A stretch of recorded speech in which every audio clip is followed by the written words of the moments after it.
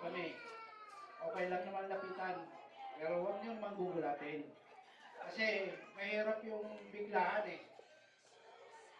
Minsan, hindi rin kami prepare para sa mga rescue sa inyo kung may problema man.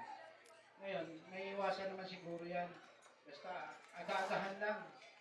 Eh medyo minsan sorpresa.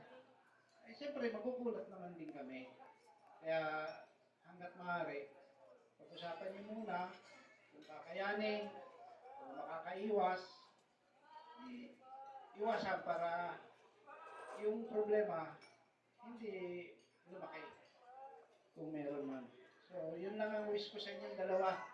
Sana tuloy-tuloy yung pagyabong ng pamilya. Wala namang problema magdagdag, basta kakayanin. So, budget lang, budget. Okay, yun lang.